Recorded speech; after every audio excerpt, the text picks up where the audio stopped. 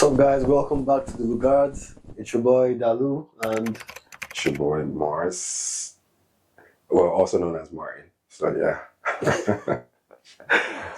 but yeah, and there's our producer as usual.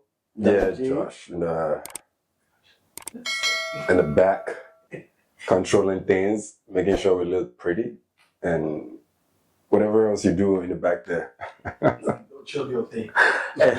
and guide us through the whole podcast session.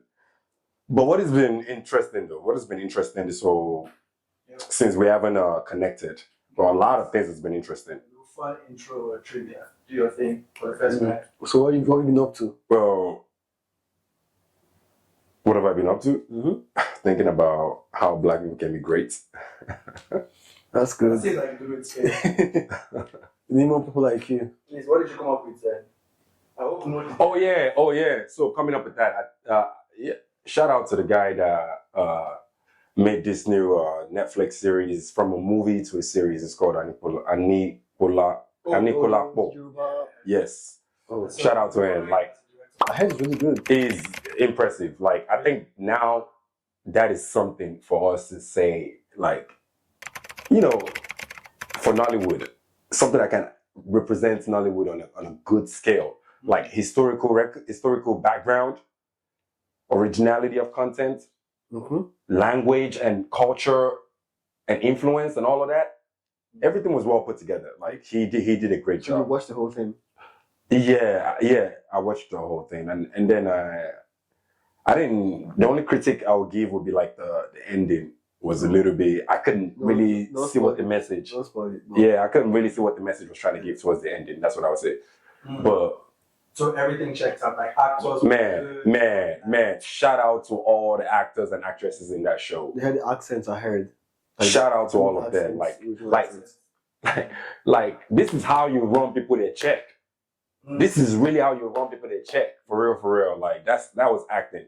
Like they were not worried about, you know, like when you watch a lot of Nigerian movies, like we are influenced by like whatever is going on in other like kind of culture or any, you know, like if you see like a lot of Nigerians want to be American or a lot of Nigerians want to be British kind of stuff. King of Boys.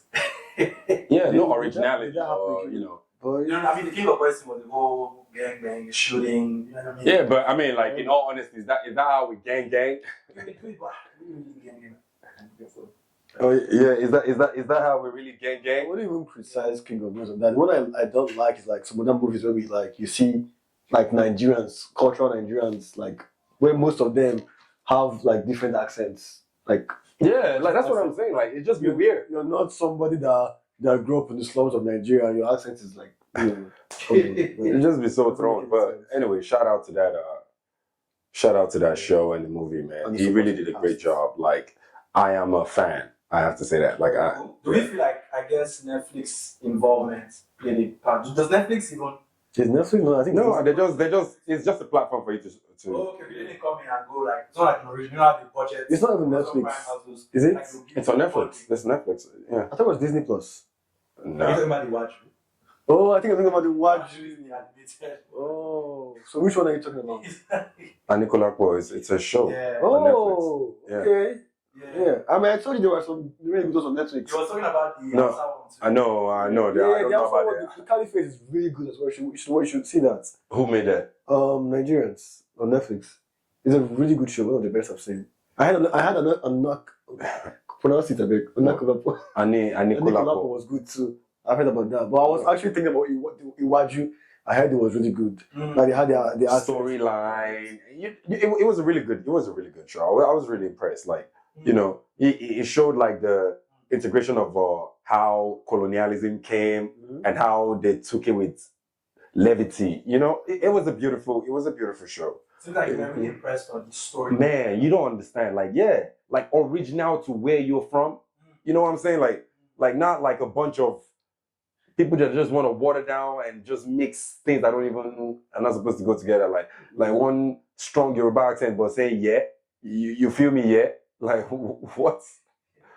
Fouls, come on, defend When it's just like when they're in the office or something like that. And Star Fouls, I'm not necessarily Yes, coming okay. for you, but like, yeah, I'm coming for your clown shit. Like, he that's says, just, "Oh, okay, sir, I'm like you're Nigerian secretary. yeah, like you're like, just secretary, like, speak like it, man. Like, you've never crossed any border of anything. What do you mean? Sir. Like, yeah, the document. Like, People are just like documents. in the group talking. From where? And they're like, okay, yes, that's how. I'm like, where is the Nigerian accents? Like, where is the Yoruba in between, the Igbo in between, the Igbo, the Yoruba Igbo, like, So, like, you know, like pidgin English, you know, just So, like. so what about the concept of the people who return home? Oh no, they can't. So don't put that. No. I'm saying, like, Yeah. when you hear the accent, you know what is original. Of course. And you know when something is just like a joke thing. Like, that's what we're saying. Like, If you're playing a role of someone who lived abroad and came back, okay, that's fine. Yeah. But you can't tell me you grew up in the village Sound like and you're sounding like that. Like this is like a Mekike in the village. and even if you want to say you sound like, do a good job at doing it. Right. Then we know you have a talent of imitating things. Like, you know, it's not just like, Yeah, but let that be part of the story, too. Yeah. Yeah, like, you know. God. But anyways, we've stretched the joke things. See, but at least we've seen some improvements in terms of like the show he watched and haven't seen. Right. And Which is funny because I think Martin was a very big point of yo. Yeah. What you guys doing? It felt like this movie was This is a great example of my, so now we just talked about it, and now something like that, as beautiful as that was right there. And that's what I'm saying. Like, you know, someone that cares to put your own people, to put your culture on the map. Like, everybody talks about Alexander the Great, and we all fall in love with it. It makes it into our textbook. Everybody talks about Julius Caesar and this and the third. How about we talk about our own historical, you know, things that made influence at our own time and things like that. Like, we're not interested in things like that. We just buy into everybody's ideology. Like, you know. Is there one thing you could pick? I don't know. Did you recently watch it? Like, Yeah. Is there one thing you could pick that was like, this is so unique to the Nigerian story, right? And was inspiring for you, or cool for you? That was inspiring. The history knowledge that was in it. It was very Nigerian. Like, you know, the relationship between Oyo and Ede and all that kind of stuff. Like, you know. I should watch this. Interesting. Okay. Yeah. I think we should definitely. Nah, I actually wish I had watched the Iwaju. That would basically give me like, I guess, more input on this conversation. Oh, to see like the new stuff that's coming out. Yeah, but I don't know. I haven't watched. So I don't want to like criticize it because I heard it was like a Nigerian, like futuristic Nigerian kind of. That's the animation from Disney. Yeah. Yeah, it's supposed to be futuristic because, but it's also written and directed by Nigerians. So Yeah, I would like to see that, to see what that would be like.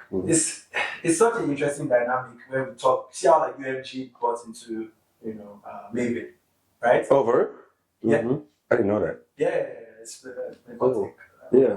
He put it on the WhatsApp group. Yeah. UMG or The group, the music Recordings, group, right? recording group Recordings. that like bought into Maven. Maven Records. How do you mean they bought into Maven? They got So like share. shares. UMG. They bought some shares from in It's Maven. making a major investment in the Lagos, Nigeria-based independent record label, Maven Records. The profound deal is expected to close by the end of 24 and mid Q3.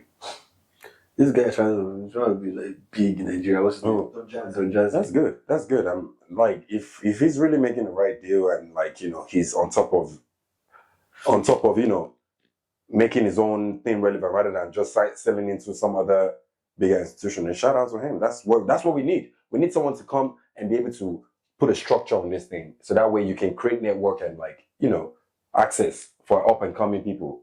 At least they know the umbrella to look into. So shout out to him. Like, Interesting. So like, Yeah. I always wondered what path you stayed on, right? If you were a purist or you were an idealist. I'm a realist. Some people are a realist. That's Yeah. what you said, right? That's why you see this as an amazing deal, yeah. right? And same with you as well. Well, I've said my point that needs to be as long as he's doing the deal that's staying to what he believes is original to his cause, rather than buying into an institution and then selling or becoming part of the institution, rather than what we know him for as Don Jazzy, or evolving into a new Don Jazzy that we might know.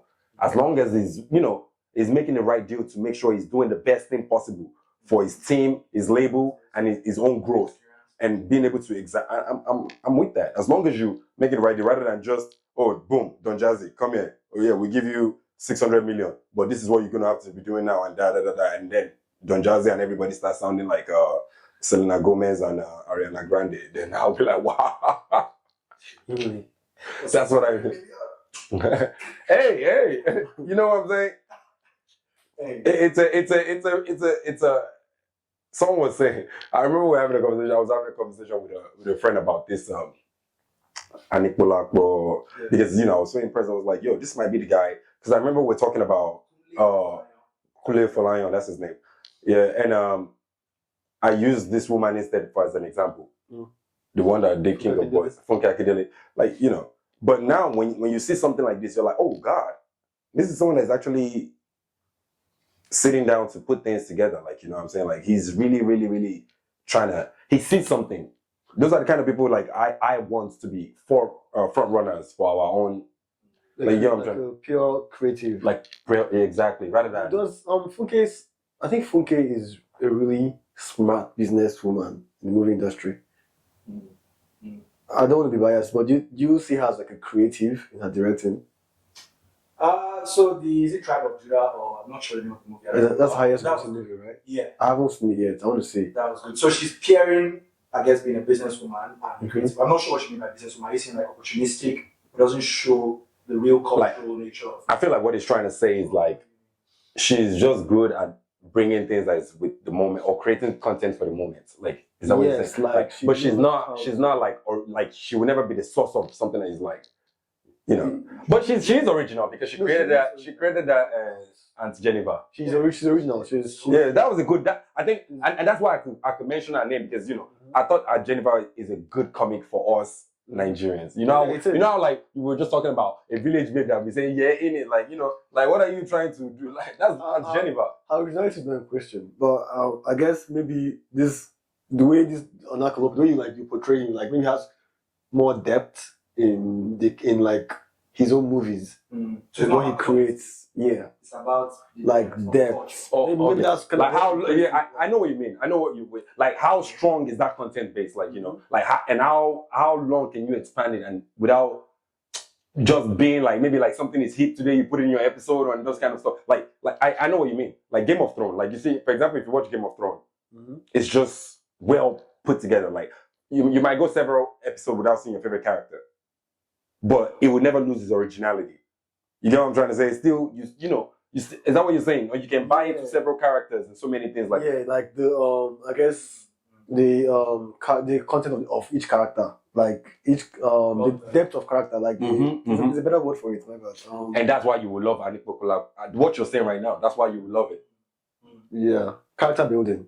Like all the characters are so you can fall in love with different characters, and they stay consistent to what they're supposed to be throughout the longevity of the show. Yeah, you don't have to be like, oh, this is the main actor, I love him, or there's so many characters to pick that you can fall in love with based on their character and the way they were handling things. It sounds really cool because when I think track, right, remember I was talking about London. There was something about character development for that movie. Like I went back, I can't remember when I found it a couple years back. I was like, let me rewatch this movie that we talked about so much when we were growing up. And there was something about character development where like we took time to really like shoot a movie and show how a character evolved in this. Because to be honest, the whole Osaka goes to London thing is an interesting way to understand the Japa. Oh yeah. Where he went and had this change of character. Yeah. It was an interesting way to see that and was being depicted back then. That was such a core Nigerian story of what those people did. And our parents migrated here early on. So it's nice to hear that, wow, we're having character development again. That's very cool. Yeah. Yeah. Big facts. Was it Funke who was King of Boys? Because that could be wrong. I don't know if Funke did that. Yeah. King of Boys. Yeah, I don't think it was. She's the one that did that Tribe of George can figure it out. Who did King of Boys then? I think she might be the one. That wasn't the series part of the movie. Is the series Kimi Adetiba, yeah. She's not good one actually. She's not top one too. There's some good stuff. There's some good stuff happening. Oh well, good for whoever likes him, but you just said you liked Annie Kulakbo. Yeah, I like. Yeah, I mean, he said there's a lot of good. I like Annie Kulakbo. That's it for me. Okay. All this other stuff, I just like I would. For me, when I go watch anything, I don't want to watch and then 2 minutes, 5 minutes, I figure out the whole movie. What am I sitting down watching? You watching Good Boys though? Yeah, the series. I mean, yeah. Outside of good, what I would give them is some good acting, Yeah. Outside of that, the scripting is not that beautiful to me. Okay. I wouldn't necessarily say that good picture. I guess they found OLED cameras or 4K, whatever. But anyways, that's not my selling point. Your story. Yeah, so I think that was my question to you is that if you could pick one, that's what we want to aim for excellence across the border. But if we could aim for one, would you say, give me an authentic Nigerian story, even if we shitty actors, we are making progress. Versus amazing acting, it's not an authentic Nigerian story. I'm sorry, I cannot.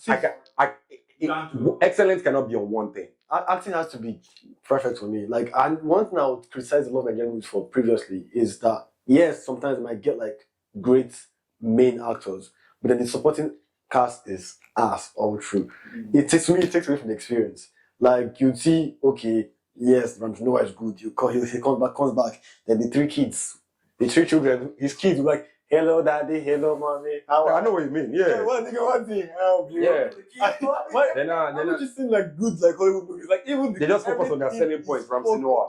There's attention to detail. You get like everything has to be on correct. The sets, like come on, like they're shooting. Have you seen? Are walking past without even. They don't even know something's happening. Like Have you seen? Gone with the Wind?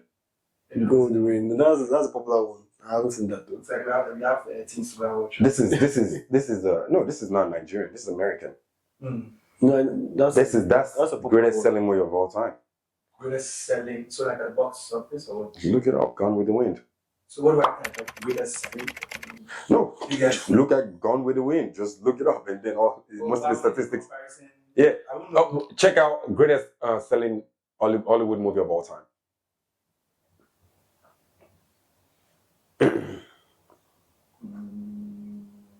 Okay. According to the Guinness World Records, Gone with the Wind is the highest grossing film of all time when adjusted for inflation, with an estimated gross value. Well, nobody cares about that, shenanigans. But the point I say that to is like check the year. Avatar is the actual one. Check the year. It was made. Those are the things I want you to pay attention to. Gone with the Wind was 1939. All right then. Now, whenever you have the chance, go and watch Gone with the Wind. That's why I'm telling you, you cannot just tell me, good acting. To make an excellent movie, scripting, acting, the base and background of your story, like, the conspiracy within it. People should be able to see 3 different perspectives within your movie at least. Like when we're talking, no, when I say, now that guy will kill him. No, be that guy kill him. Everybody has to be, that's a movie. That's someone that is willing to earn a check. Like, trying to, like, not like someone would tell you a movie that 2 seconds into the movie and then I will tell you what we have. Yeah, that one will kill that one now. Like even if you create like a movie where okay, like say the Godfather, for example, at the end of the day, the main guy was to go to jail. You can't still like. But you know what I'm saying? Some intrigue. You know what I'm saying? Like, will he die? Will he go to jail? Like how? What will happen to him? Will he go back to Sicily? His kids, like, will he? How will he overcome his ops? Like, would he make a union with the family? Like, that is what it's supposed to exercise your brain, excite your brain. Relate to the antagonist as well. Right. You get.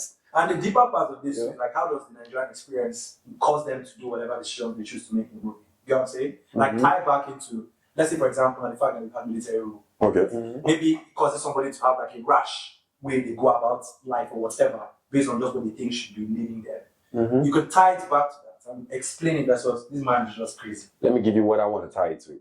You just said Sophia goes to London. Like, there's nothing we would do, right? And if we're not original to something, everything is a waste of time. Even within our meeting today, Tolu said it. If you cannot find the roots, like even if something is brought to you in any type of form, but then you take it seriously enough, and then you reform for everybody within the demographic of this thing to be able to adapt to it, then you're not doing anything. Do you understand? Let me ask you this question, okay? Which would a mother pray for? My son should be great. My son should be great to be able to lead his own people. Or my son should be great to become president of America. Which do you think your mother prays for? My mother loves Nike. And my mother loves marriage. Which we all okay, never mind. We don't even have to answer. we don't even have to answer that. But my point to you is like it shows in our characteristics. You understand what I'm trying to say? Like, and that's why we will never be able to. And that's why I am my everything that I am needs for what this guy produced, because that's something I can relate to. That's something that I'm curious about. Like, that's any of us should be curious about what happened during this time. Most people can tell you about what happened to Caesar than what they can tell you what happened to their own history. That's what you want most of us to be able to relate to. But I think a lot of Nigerians probably relate to Sophia going to London. And which is what I'm trying to tell you. That's everything I'm. No, I'm not saying that's something that's very relatable to me. Relatable to then and that's what I'm saying. Like, so what is our identity? Like, you get what I'm trying to say? Like we even make movies, and sometimes certain content of movies that we make don't even annoy us as Nigerians. Like, do you understand what I'm trying to say? Like we make certain things that we don't even understand. Like, this is more detrimental to, like, why are you still making this movie? We can't even get up and be like, why are you making this? It's just who we are. We will buy anything, we will sell anything. Whichever way it comes, we don't care. Like, and that's why those that are supposed to be elevated when they're doing things that are great. Like now, if we're not so fucked up, not having an infrastructure and an identity, all of us should be so proud of what this guy had done that we'll make so much noise that we'll be able to say, this is something that is so good that all of us can recognize, and it deserves to be in the upper echelon of any kind of movie that you need to put it to. But we are so good with, let me see how I want to put it. Oh, he made a movie today. You made a movie today. It's all movie now. Like, so let's watch movie. Like, I don't know if you understand what I'm trying to say. Like, oh, he made a movie. We shouldn't understand that this is something we can take back to our textbook. This is something we can say every Gone with the Wind. When you're learning about American history, it will come to you as that. Yeah, go watch Gone with the Wind. You'll be able to learn about the Civil War. This is what Anipola has given us to be able to represent to. But we will never even be able to take that and overshadow King of Boys or Judas Iscariot or whatever it is. Whatever. I mean, this guy, you cannot say you've not watched it yet. I haven't watched it. You haven't watched it. No, I'm not condemning y'all. I'm not even. No, I'm just talking. I'm talking on a big scale of things. The tribe of, what's the name? Tribe of Judah, right? Tribe of, maybe it's as good as, you never know. Well, I haven't seen it. Well, I haven't seen it, but I've laid out things that are supposed to be what it takes to make a good movie for me. You understand what I'm trying to say? Okay, yeah. And what this guy has given me, if it was true that there was another, I would have found it just the same way I found this guy. If you understand what I'm trying to say. Now, I'll go watch Tribe of Judah now. I'll have something to say about it next time we shoot. Yeah, but I think I'm getting a bit of what Martin is saying here, where we might be thinking of just from the base level of, is this good entertainment? Then this can become an actual addition to our history books. Thank you very much. Yeah. Thank you very much. Gone with the Wind is so pivotal to the economy. We're thinking past that. Oh, this can be part of what kids watch as look at your content. You don't have to go and read your textbook to be able to pass this. You can look at this and then you can. Yeah, I agree with that. Like, there should Animal Farm. All that this kind of movie that like has that kind of representation for a people. You get that is way beyond just entertainment. Yeah. But of course, there should be spaces for everything. There should be whoever making proper graphic movie about Biafra. Biafra. I mean, that's what. Ain't we due long enough to have made one? Half of a Yellow Sun. That's what it should be. That is a movie about Biafra. It was a pretty good movie. Beautiful. What? Half of a Yellow Sun. Jenny Deep was in it, right? Yeah, that was a good movie. I would say that. That was on the writer, right? That was on the Chimamanda. Tell me what some historical facts you took out of the movie. Some historical facts. Yeah, that you took out of the movie. About how it was pretty historically correct. I just want you just tell us what you got out of it. They were killing Igbo people in the plane just based on like, hey, can you speak Hausa? They killed you. And that happened. That happened back then when they were trying to revenge for the mother of Yakub, the first prime minister. Yeah, he tried to depict history accurately, at least. Yeah, that's the movie we watched back in my freshman year. What year? Like, with my friends. I realized that they had Nigerians who didn't even know there was a civil war. one of the friends I don't mention is sitting next to me Yeah. while I'm watching the movie. Like, wow, so this happened in Nigeria. I'm like, Yeah, we don't do a good job. yeah, but Isn't that part of what we're saying? but that movie was able to play that role in her life. That she was able to Give me an realize. example. Yeah. That's okay. Wow, this happened in my country. I probably, hopefully, it helped her. It kind of like pushed her to do more research on it. Yep. Yes, I know there was a movie. Maybe something like exaggerated. I don't know, but Yeah. that was a pretty good movie at least. And the acting was decent, even though they used a bunch of American actors too. Wow. I like that. A bunch of American No, actors. I think just 2 or 3, but but Genevieve was there. No, yeah. So, I wanted to just start off discussing, generally, right? Is the brain drain thing that gets pushed so much in conversations, is that real? And brain drain meaning that there's poaching of the best talent. The best talent wants to leave and come to, well, not just America, but outside of Nigeria where they feel like they are better pastures. Is that a real thing? Of course it yes, it is.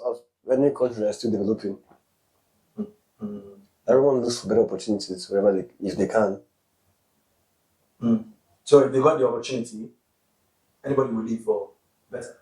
For the most part, yeah. Interesting. Most people will. Who are the people? And not everybody would deem it like necessary to give back to where they are from. Oh, that's interesting. Give back. Yeah, like So you're saying that me staying, so let's say, okay, I'm not going. some people usually feel the need to like, okay, yeah, I'm leaving my country for better opportunities and to improve and get better, and then when I become the kind of person I want to be, with the right resources, I can give back to my community. Some people feel that level of nationalism, but not everyone does. So that would be your ideal description of nationalism, even in the Japa space, is to leave or come back. I think if you understand that, like, as like your country is not a human being, your country is still you. Your country is growing. It's part of. As the same way you're evolving, in some ways you're a part of your country. So if you know this, you should know that, this country is fucked up. It's not really adding any value to my life.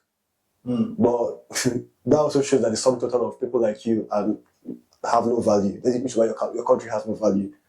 So the more people realize the importance of being, because one thing I would say, what foreigners have over us in the sense that they are actually quite nationalistic. Patriotic. Yeah, but looking at colonialism and everything, like, I don't know what the heck they did to us. We're all in most of us are in survival mode.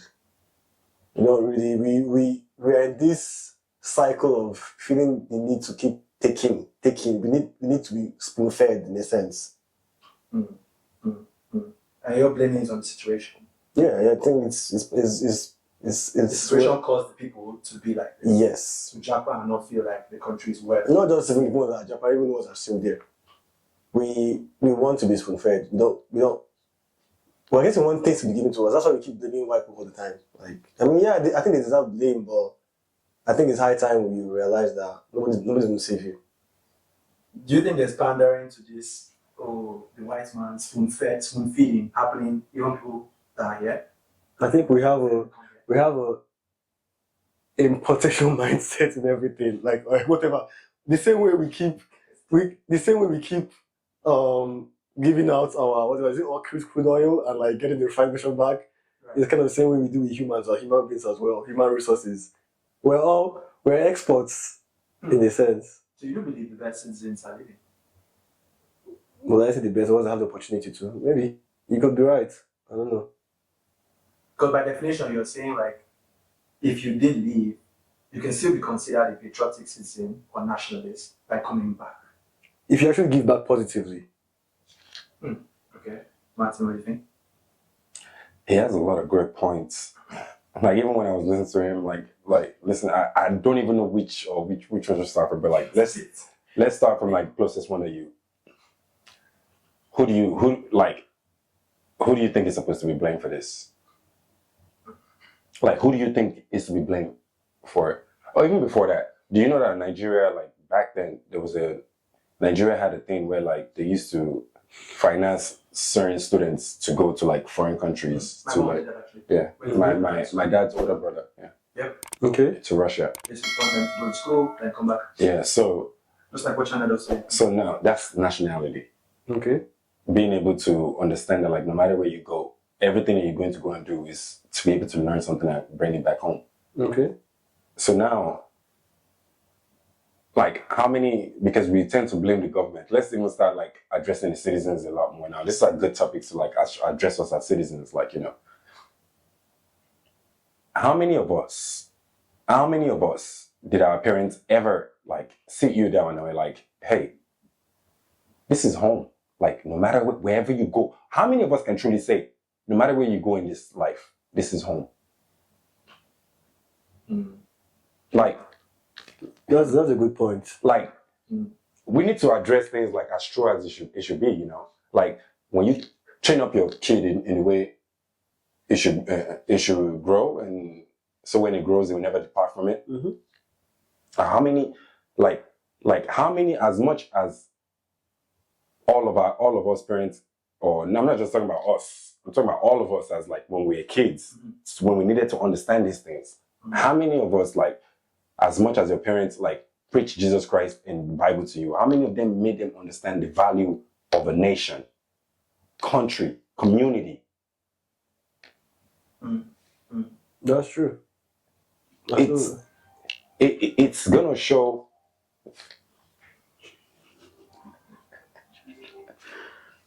God, it's my Mac. It's yeah. Keep talking. Good cut. Yeah. But yeah, Sure.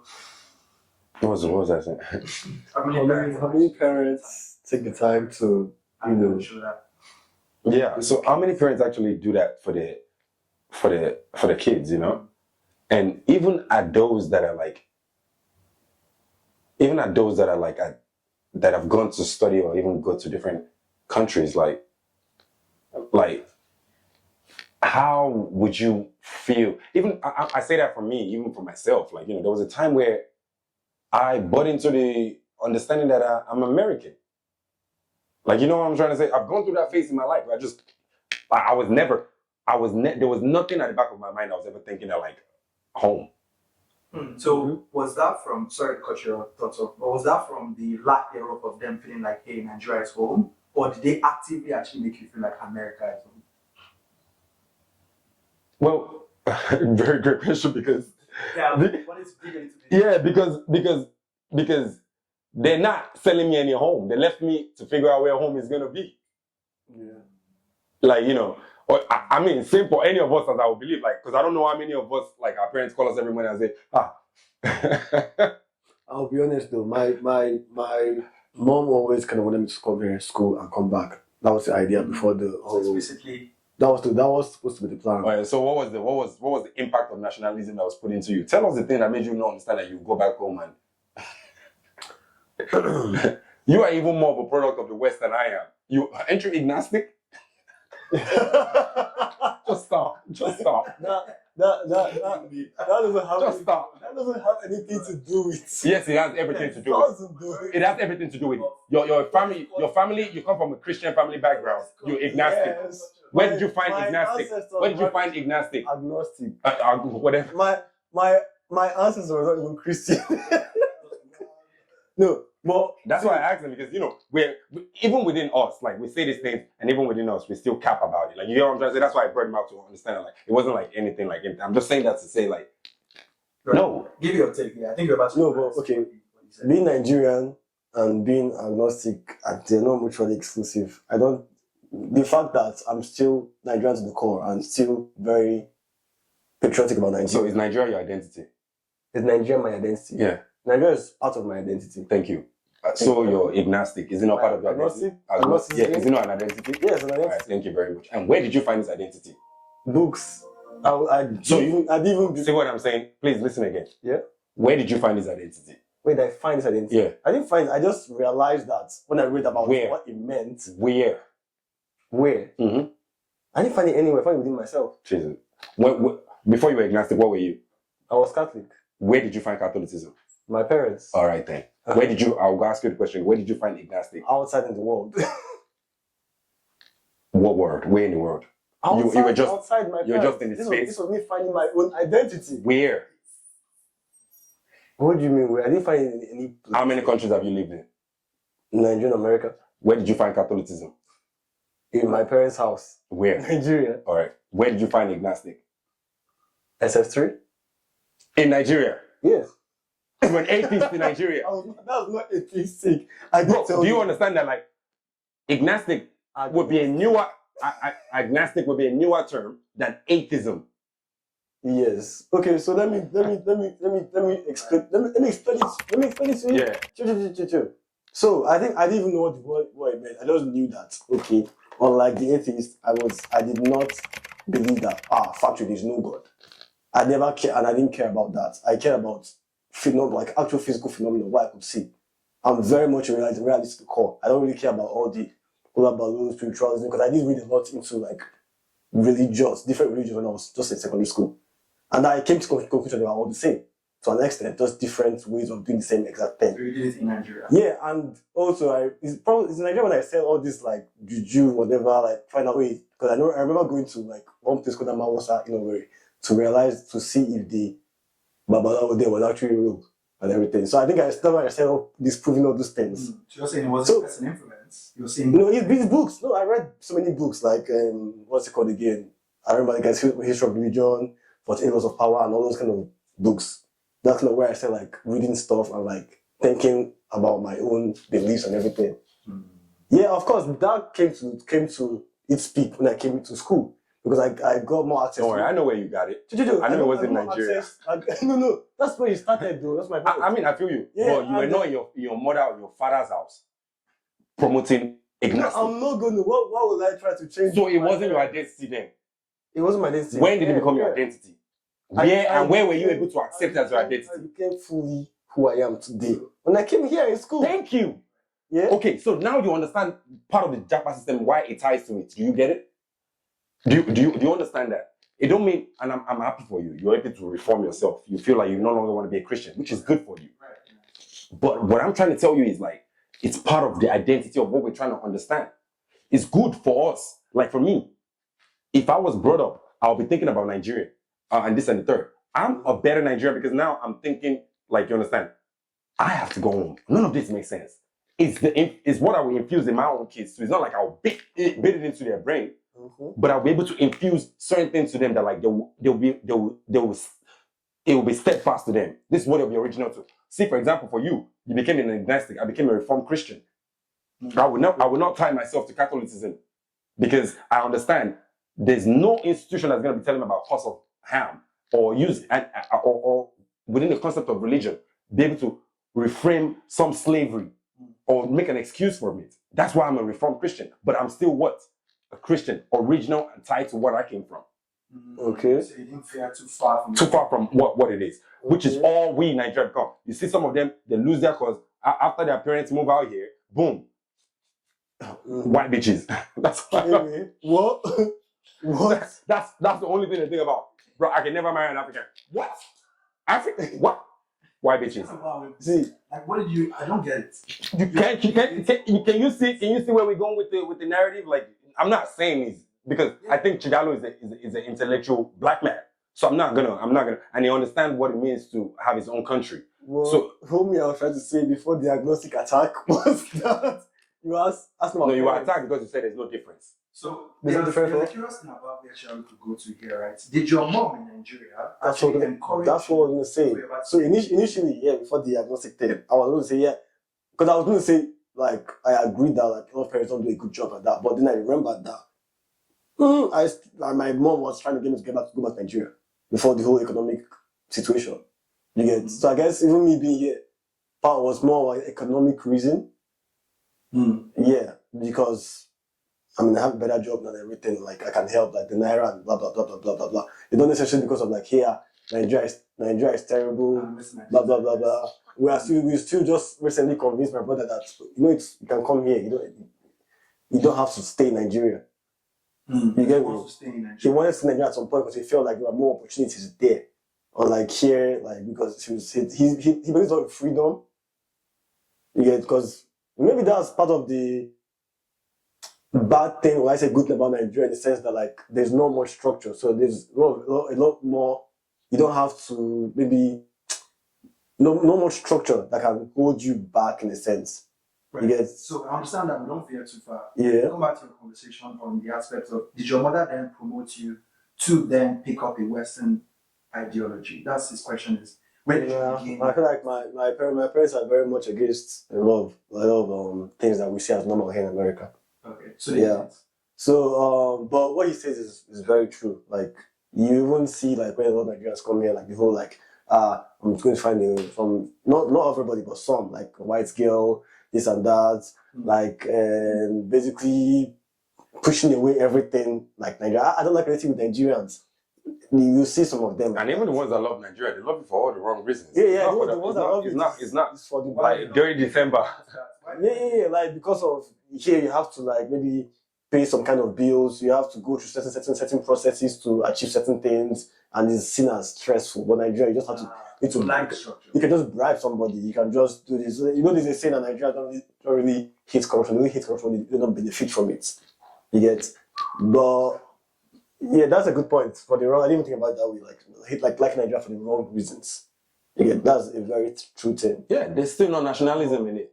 That's true. That's true because you don't want the betterment of the country, which is I would say you're just going for what what is good in the country. I think most Nigerians they think they want to better Nigeria, but they don't actually want to like play their part as good citizens to actually push for that. All you can do is criticize. But okay, do your part. Yeah.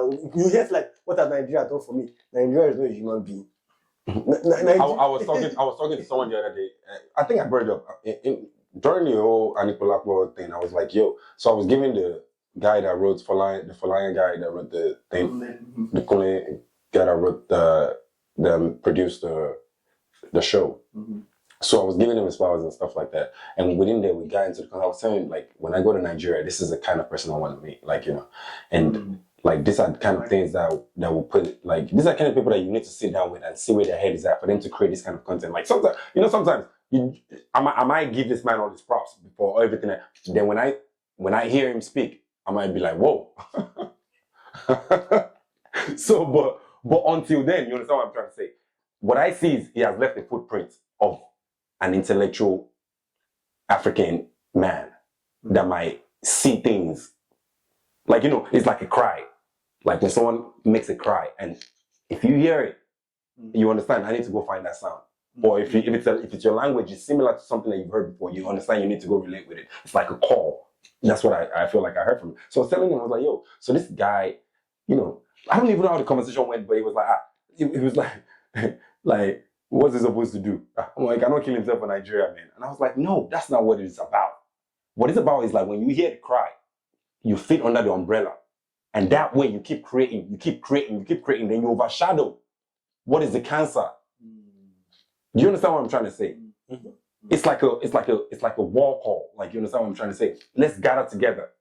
So that way we know how to push back. That's all it was. And you see a lot of Nigerians, and that's how you know we don't have any identity of nationalism. Because when you hear someone just say, you won't make a killing yourself for Nigeria. Like, what do you mean? Well, Nigeria does? What? No, not even that. Like, my God. Do you think if the great white hawks that built this country, if they were thinking like that, like, you want to kill yourself for America, would you have a country to run away from your shameless oppression, everything that we cowered away from, to live in?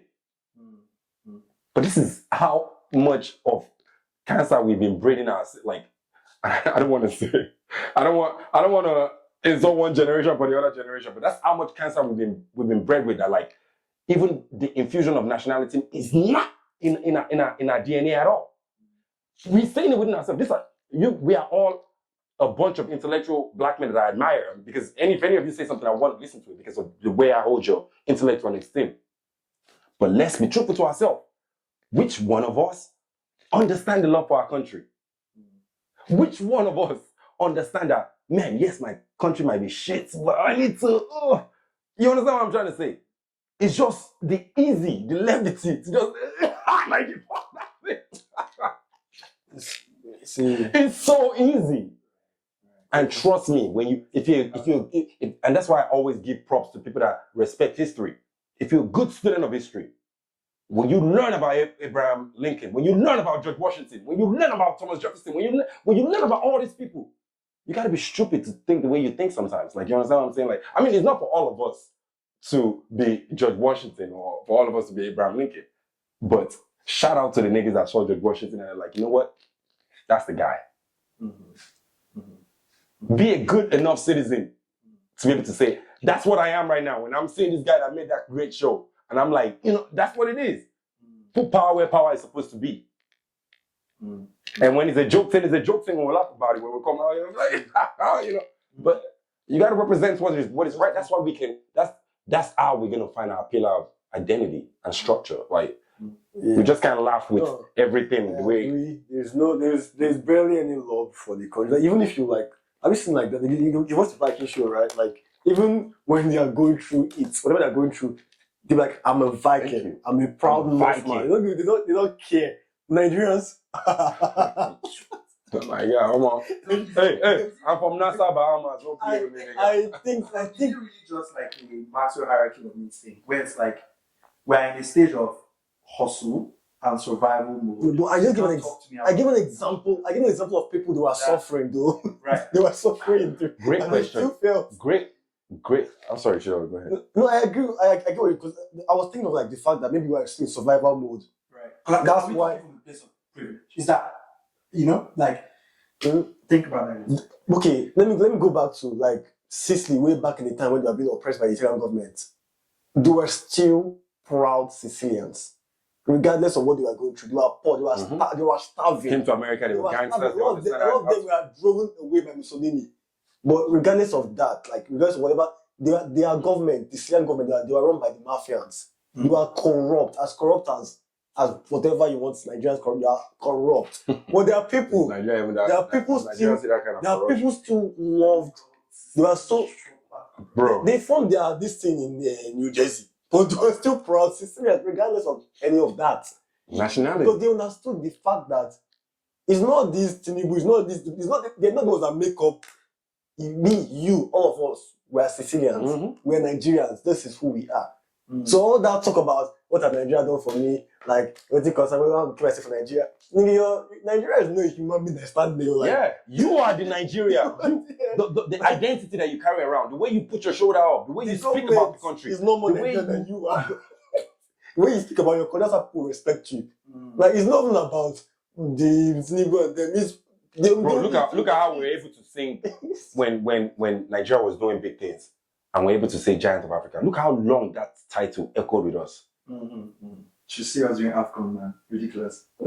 See, even the experience that people like even the love for us, you know, that Giant of Africa, it's not even there. That's what we're talking about. Like, that's shout out to what's his name? I can run faster than everybody on the team. What's his name? Shout out to him. But my God, when I see you running as fast as you can, I don't see no pride of Giants of Africa in it. I want to get to the next check in Liverpool. Like, you know what I'm trying to say? Like these guys have the resources. Like imagine us that we don't have. Imagine us that we don't have the resources as to a soccer player or some of these guys that have made their name and all of these things. But we care more to be able to say, fuck, this is the wave. Black people like to talk about relationship. Fuck, this is the wave. Black people like to talk about love and hip hop. Fuck, this is the wave. Black people want to talk about sneakers. We're actually talking about things. You get what I'm trying to say? It's not like we have all the money in the world to make us happy and we realize this is our leisure, we want to do it. But we understand that it's paramount. It's something that we need to do away from. You get what I'm trying to say? But some of these guys, I'm using that in comparison to that I can run faster than everybody guy. What's his name? Oshimen. I'm using that in reference to him that, like, bro, there's a way you would have moved that if you really, really care to make Nigeria proud, you know, like, as some people will be confused. Oshimen, I didn't make noise for that. Yes, for that pitch. if that's what you really, we'll be able to see your handwork. Is what I'm trying to say. It would show itself. But clearly these guys don't. Like by now, some guys on the team will be complaining about him. Like, oh man, that guy is too serious, man. Now only one to exercise. We're not hearing about that. We're not hearing how he brought the whole team together. We're not hearing how sometimes he's willing to cough some of his own check to be. I'm not saying. I feel like that's a bit harsh, if I'm being honest. For Osimhen. Why you say that? No, I'm not saying he needs to do any of these things. Like, even for you to think is, you think that's harsh? No, I feel like we don't know how much pressure he has for the country. You get? Isn't that what we are addressing? We don't know though. What if he was so passionate? And that's what we are talking. So you believe it? You see your handiwork if you are really. Yeah, you're saying we will see. Like, trust me, bro. If I was the kind of guy like I was playing for Nigeria. Yeah. Trust me, some guys will have issues with me, and it will be for the right reasons. Maybe I get. If you get what I'm trying to say, it goes back to what we're saying about the TB Joshua woman, the woman that said she was crying out loud. Like, if she really was crying out loud, trust me, there's a church that you would have been a member, and they know TB Joshua is doing fake things. They can't wait to tell everybody that God punish that guy. You get what I'm trying to say? Something didn't make you move because maybe you're not real to the purpose of whatever you're fighting for in the first instance. And I'm not saying, I know what Osimhen was fighting for. So what I really say in this drive is just what financial. That's what we are now. All of us are just chasing the commerce. I don't disagree with that part. Like, I think a lot of people. But I don't get how that makes sense, especially when you look at, yes, we have crazy stats here, right? I think 61% of Nigerians hold bachelor degrees. We are the highest foreign. This bachelor degree, you think if they want to learn, they're just trying to give themselves the best opportunity to actually earn a living. It's still about the level of success. Yeah. We have we're the highest nationality to have jobs here. Every foreign-born country are Nigerians, right? We have the whole thing of the doctors who are excelling here. A lot of Nigerian doctors. Right. We've contributed like remittances back to Nigeria. We are the highest country. I mean, obviously, population-wise, but even just that, we're hitting like 3 point something of the African GDP in remittances, just to one country alone. They're sending back money to Nigeria, yeah? Sending money back. But that makes sense, man. Yeah, I say like based on their quantity of people. Yeah, because the amount of us who come here. Population. What's the second most populated African country? Yeah, I guess second. I want the first. I'm saying what's the second to us? The distance is too much that I don't even care. That's what I'm saying. That's why the numbers that he's saying don't make sense. Yeah, I'm saying, so it's like there's this push where, Nigerians and Africans are doing great here per se, I guess, based on these stats, right? Is that something that is, I guess I'm wanting to understand, I guess, what's the drive there? The push is really like this promised land. Success. They want to make money, they want to be comfortable. But I'm with him though. What is the definition of success? Maybe that's what you should be asking. I guess for a black man, what is your definition of success? The definition of success to a Nigerian at least is your definition of success to fit in, or is the definition of success to? Doesn't success have a? Doesn't it have a bang? Like if I was successful, shouldn't people around me feel it? We measure success based on how white people. Nigeria, I'm sending money back. That's a lot of Nigerians. That's success for all of us, many of us, to be able to get a degree, get a good job, make money, and provide for your family. It's for Nigerian men. That's success. That's the definition of success. Yeah.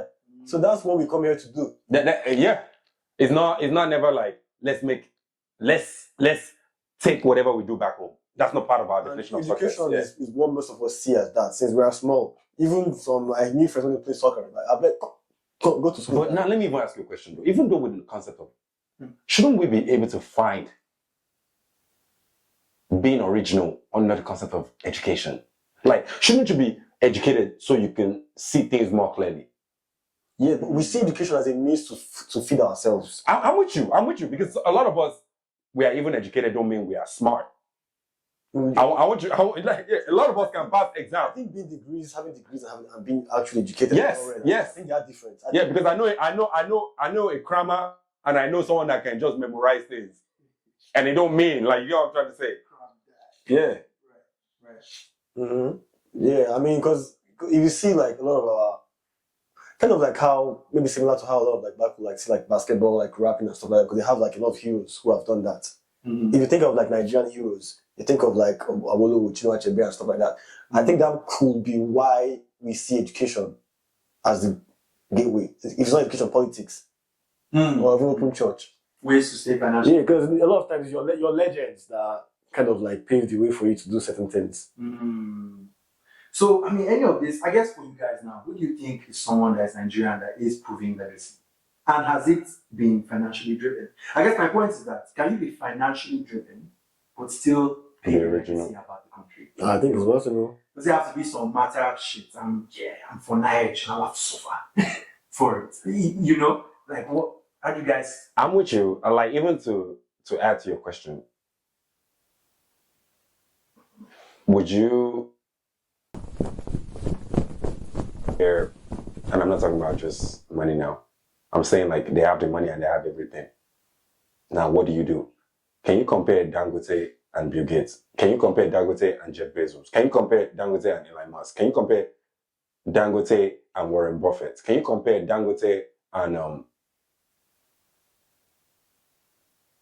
maybe the owner of Walmart? Well, he's dead now.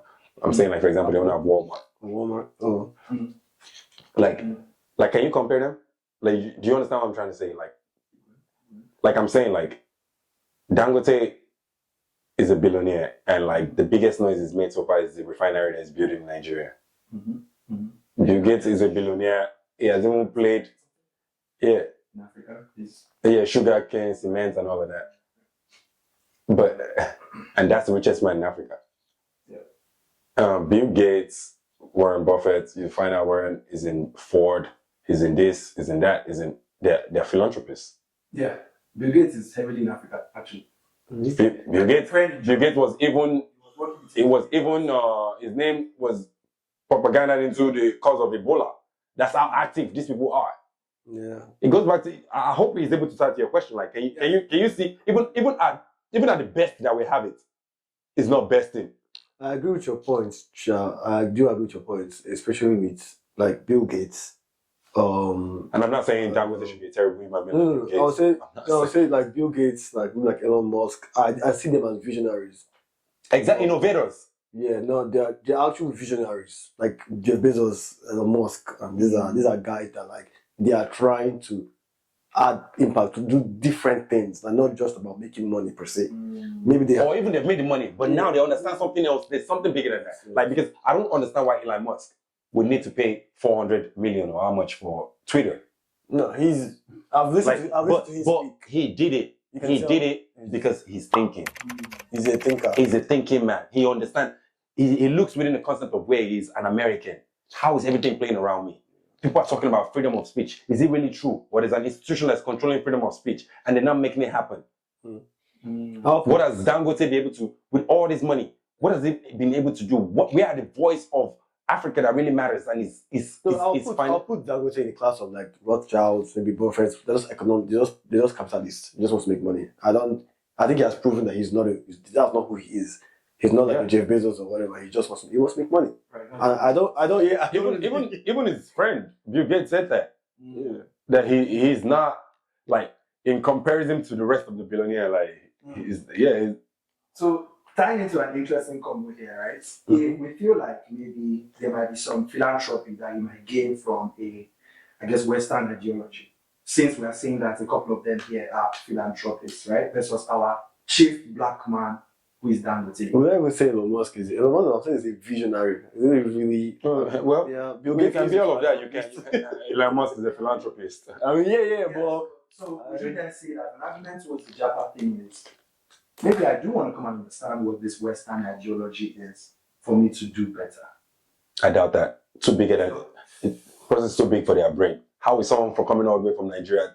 How many Nigerians that's coming from Nigeria knows Warren Buffett? How many Nigerians coming from Nigeria knows maybe they might know Jeff Bezos or Elon Musk? How many of them knows Jeff Bezos? And then they should. Or let's forget the big name ones. How many of them know? How many people? How many Nigerians know George Soros? What exactly was your question?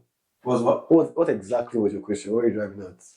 Oh, I mean, I'm with you. What causes Japa for us? What causes Japa for us is great, beautiful city, as long as the place where I can use to oppress my own kind, that I let them know I've left where they were and I'm in a better place than they are, and and I'm doing better than them now. What causes Japa is everything that your country doesn't have.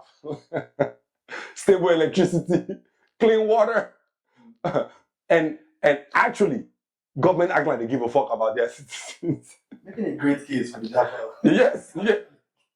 But the Japas are not. They're not going because they think like. Acts like, I like that.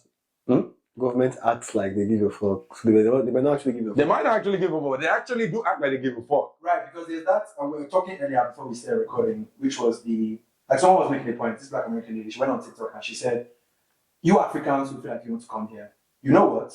You guys have it better. So people are like, what are you talking about? We want to come to America. She's like, I prefer your presidents and your leaders to outrightly tell me how they're going to fuck me up, then proceed to do it. Versus do it in a shoddy way, like the way they do it in America. Oh yeah, but and she's saying what? She's saying that, as Africans, you guys, this whole, I want to travel here. Oh, so she's saying she would rather come to Africa. Yes, the reason why she would say that is because she's living in America, right? Yeah, so she's living in a first class world, and now she's looking down. She's like, oh wow, so you mean this is how crazy you guys' president is? Like they don't even have conspiracy, they don't have espionage, they don't really have to do too much. They don't have to create a system, they don't have to create an institution. They just have to fuck you right there. That's it. Yes. Anybody that has sense that's been in a better place. But what she's lacking of is like, she doesn't understand that like they are detrimental. The people that she's gonna meet there will be as detrimental as their own leader. Like their brain is cohesive to what is leading them. Like that's what she doesn't understand. In her head, she might be thinking she will be able to come there and like say, "Oh my God, we should be able to do this and get that done." No, their brain is dead. They really won't think like that. Like, but she's only able to think like that because she's been exposed to it's America, the greatest country in the world. This is Atlantis.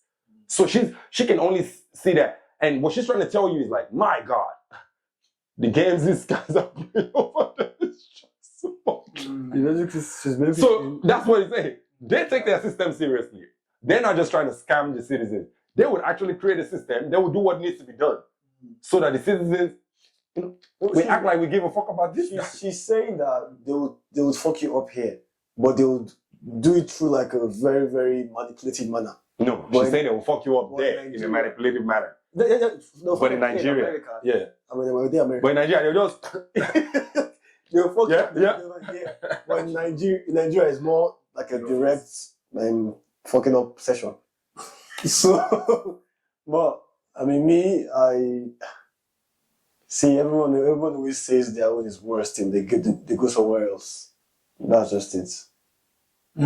You're just saying it's a case of committing She thinks she's in the worst place because that's where she is. She's not being like somewhere else. No, I don't think she's saying. I don't think that's what she's saying. That's she's saying as like, I can deal with this easily than I can deal with this. She's saying these people are too serious over here, but over there, these people don't even get it. Yeah, but she'd rather live there. She's saying she'd rather live in Nigeria. Yes. Yeah, that's what I'm saying. Yeah.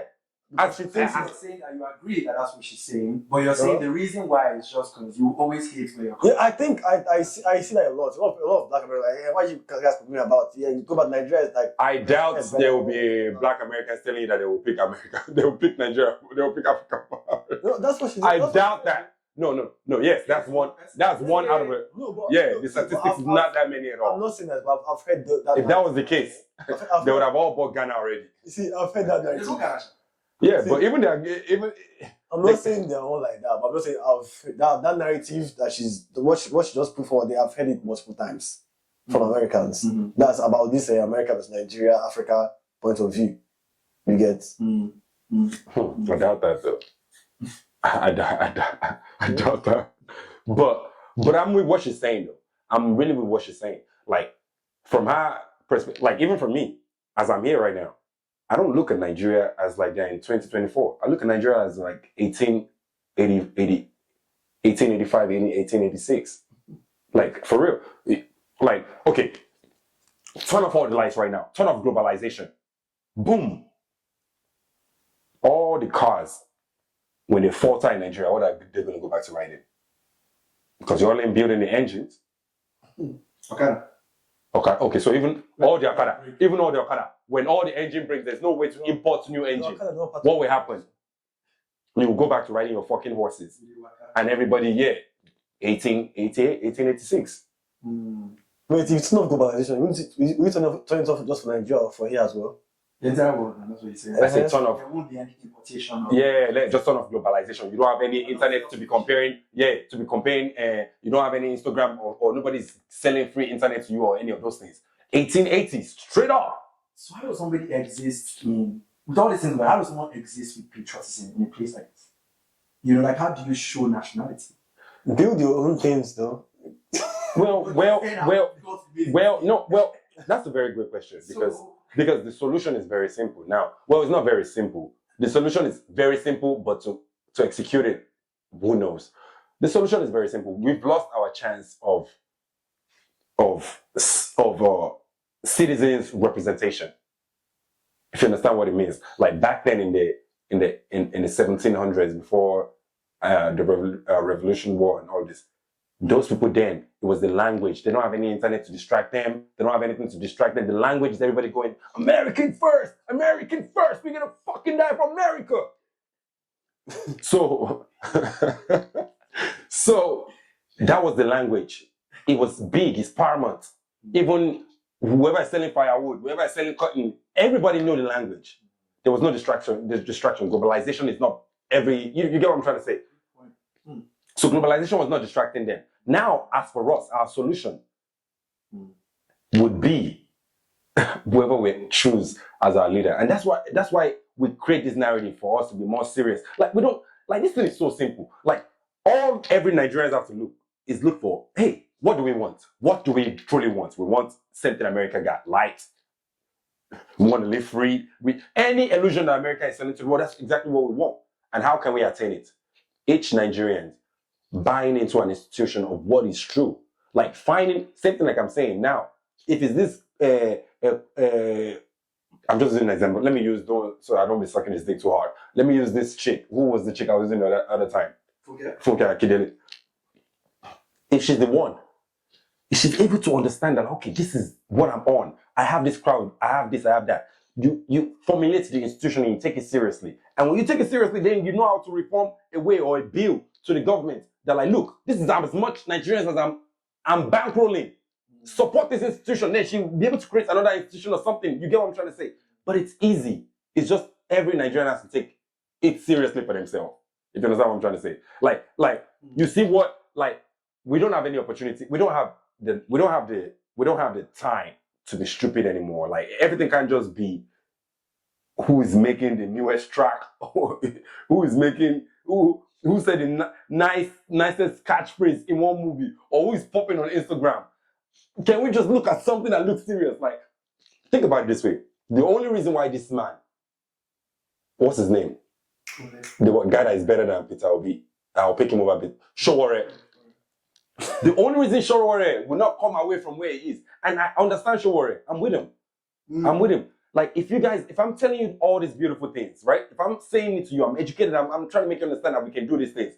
But the people are not willing to be my soldier. Why the fuck would I be spending all this money on campaign? No. The people I really want to do it for are not willing to get it. You understand what I'm trying to say? And all Nigerians have to do is say, hey, okay, you're going to give us the light. You're going to give us it. We'll die for you. That's it. Do you understand that? Like, that's it. You promise you're going to give us this light. You're going to give us all these things. Fine. We give you the vote. Democracy, right? That's what they're telling us. That's the way we can get our power. Fine. So let's all say, when you now finally get there, and we know we chose him as the people, not some military leader, not a bunch of politician or anything. We chose him. I promise you by God, he gets there, he fucks up. We hang him.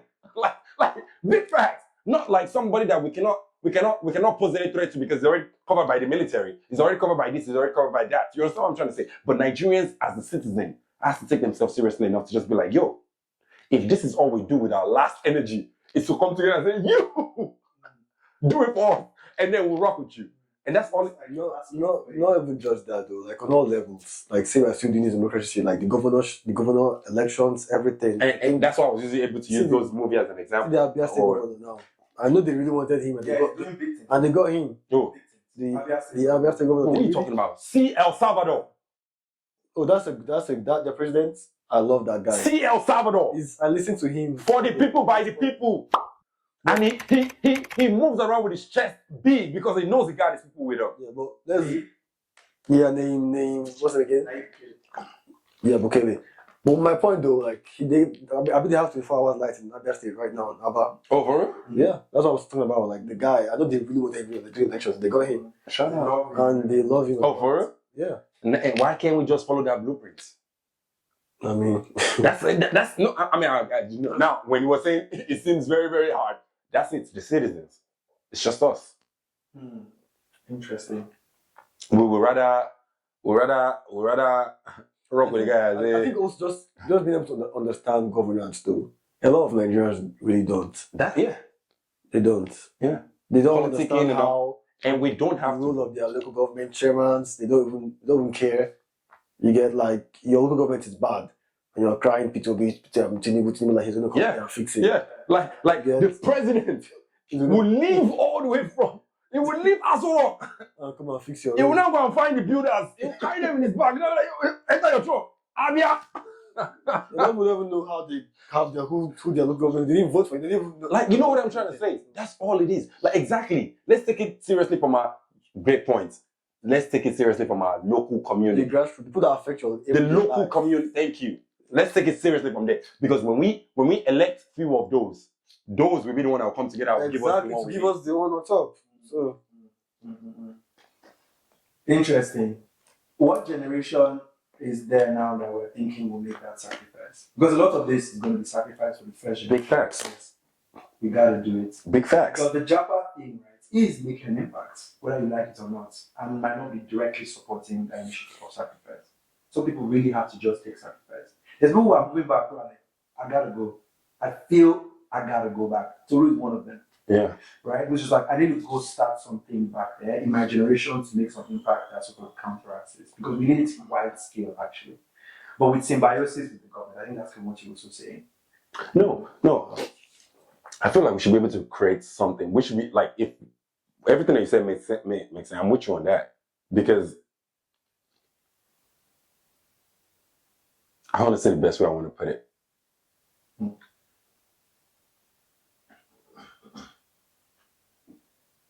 Alright, take your time, Carlos Scott. It just kind of, the thoughts kind of run in my head. I'm chatting well. No, I mean, I agree. I think everyone should go back and make an impact. Like, I love the fact that Tolu's doing it, even though, like, my friend, you know him, like the juju thing and spreading awareness and I guess educating people. Even this stuff we're doing here now is part of it. Yeah, and hopefully we're able to like grow to a level where we like start a media house. We need to, those that understand it, we need to take ourselves seriously. That's it. Mm-hmm. It might not, it's not like you said. Imagine all this since colonialism and slavery.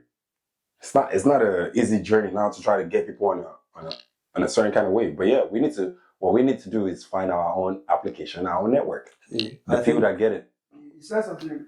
Whatever you're doing, like regardless of whether it's like engineering, tech, football, that like decolonization ideology has to be in the forefront. Regardless, I feel like even if you're in IT, if you have an ideology, I think people that work for you should have that same ideology as well. I think so. You kind of see how like your favorite club, Barcelona for example, they have this their one club, whatever philosophy, like about humanism and everything. Everybody who plays for them has that same mindset. You get, like, I think if you're able to, like, with this mindset we all kind of have in common now.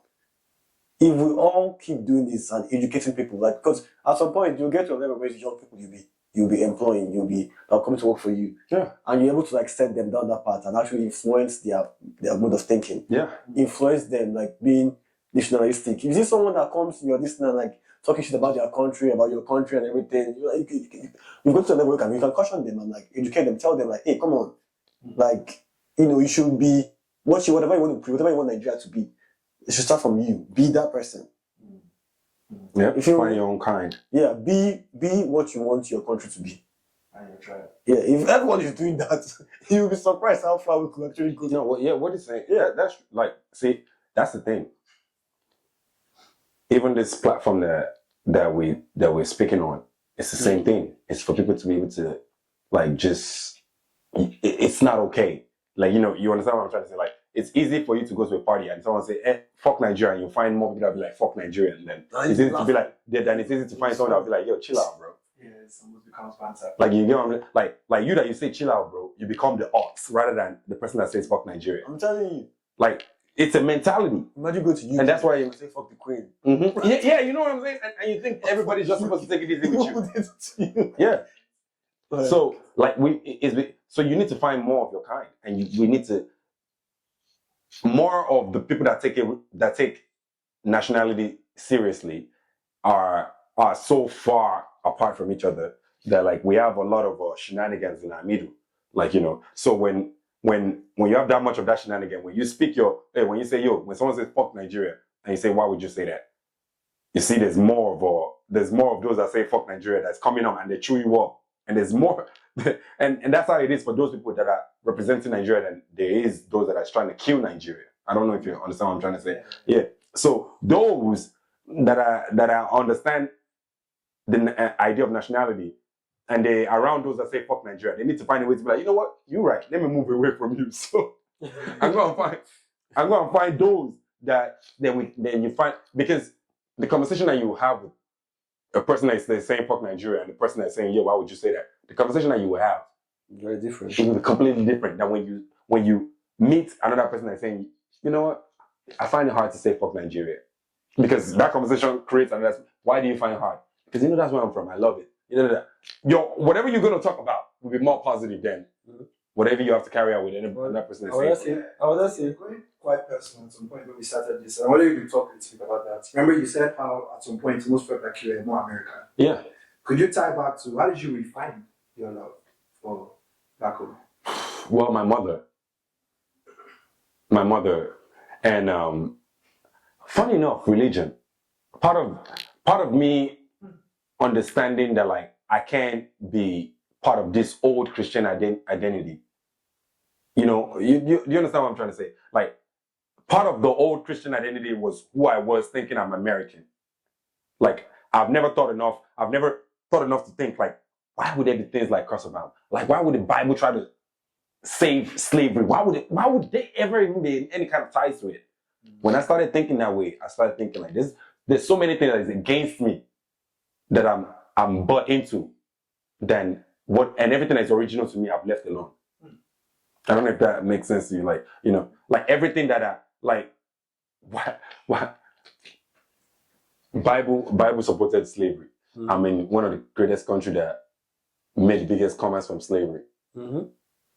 And all of this within all of these things, I can't be a bigot to ignore, I can't say, oh my God, it's fuck Christianity, slavery is in there. I can't say fuck America, they sold slave, because within all of these things, I'm able to find my enlightenment. Is what I'm trying to say. And that enlightenment is what I appreciate more, in the sense that, like, I want to break that down.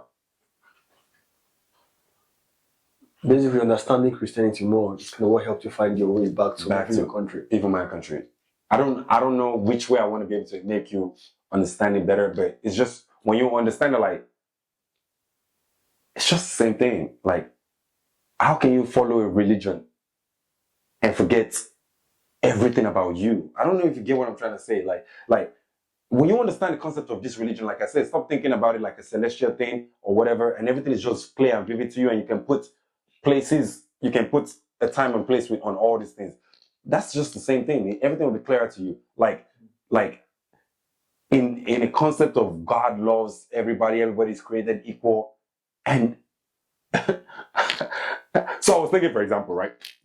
So even the Bible said, the Catholic and whatever, it said, cause of Ham. And we came from Ham.